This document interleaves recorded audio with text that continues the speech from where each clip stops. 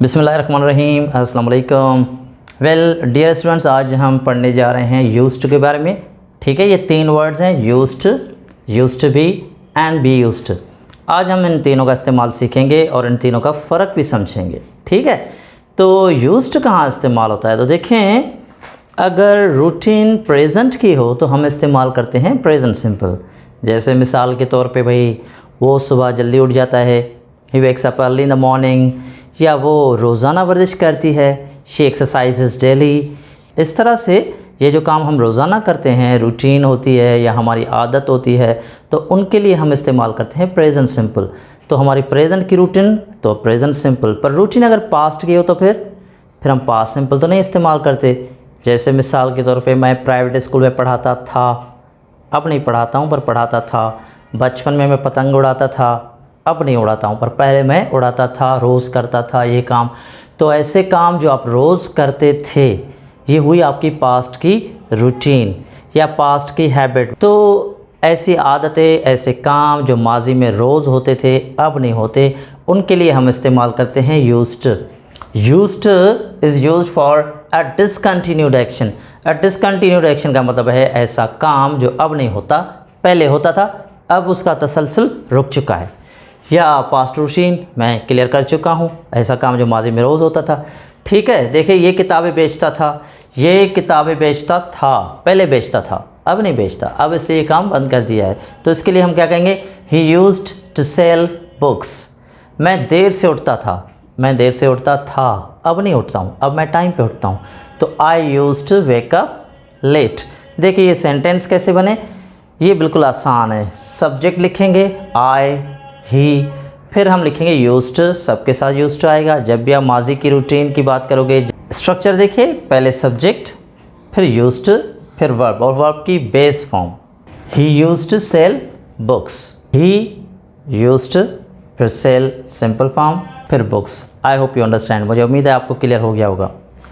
अब हम समझेंगे यूज्ड टू बी। देखिए यूज्ड टू बी इस्तेमाल होता है, ये जो ना हम टू बी लगाते हैं तो फिर उसके बाद वर्ब नहीं लगाते हैं, बस ये बात समझनी है। ठीक है, यहाँ पे वर्ब आता है, यहाँ वर्ब नहीं आएगा, यहाँ टू बी आएगा। जैसे मतलब होता था, होती थी, वो शादी से पहले बेरोज़गार होता था, यानी उसके पास कोई नौकरी नहीं थी, वो ऐसे ही घूमता फिरता रहता था बगैर किसी नौकरी के। तो जैसे देखें, he used to be jobless before marriage, he used to be jobless. देखिए जॉबलेस यहाँ पे एडजेक्टिव आ गया, तो मैंने कहा ना उसके बाद वर्ब नहीं आएगा, तो जॉबलेस बिफोर मैरिज। ठीक है, ये क्लास में शरारती होता था, he used to be mischievous in class.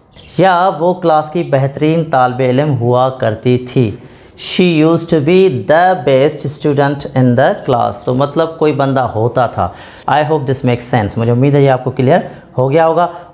ठीक है, सब्जेक्ट के बाद यूज्ड टू बी आएगा, फिर वर्ब की जगह आ जाएगा एडजेक्टिव।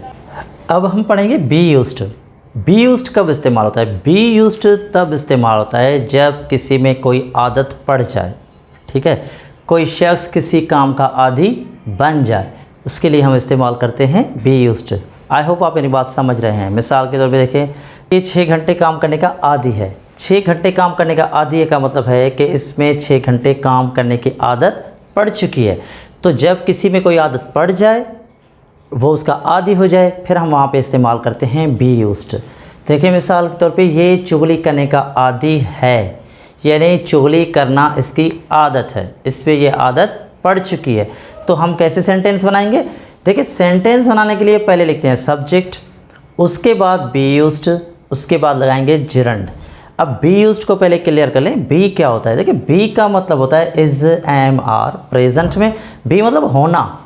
अब अगर प्रेजेंट में है तो फिर होगा इज़, एम, आर, है या हूँ या हैं वगैरह वगैरह।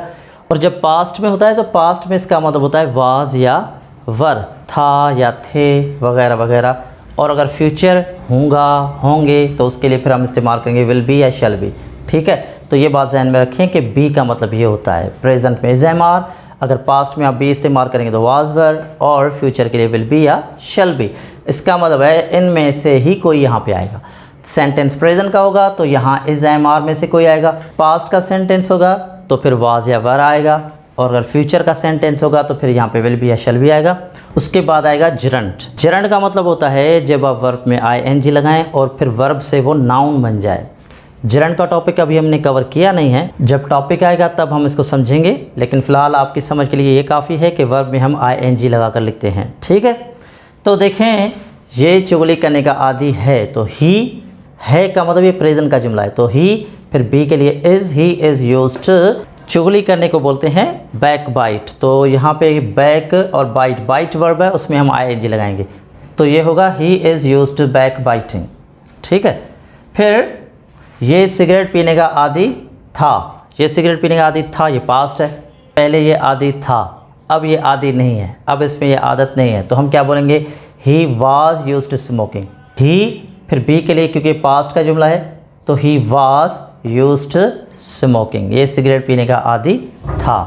ठीक है, आप जल्दी उठने के आदि हो जाएंगे। अब हो जाएंगे का मतलब ये फ्यूचर है, आप में आदत पड़ जाएगी, फ्यूचर में ये आदत पड़ जाएगी, तो उसके लिए हम यहाँ पे बी की जगह इस्तेमाल करेंगे विल बी या शैल बी।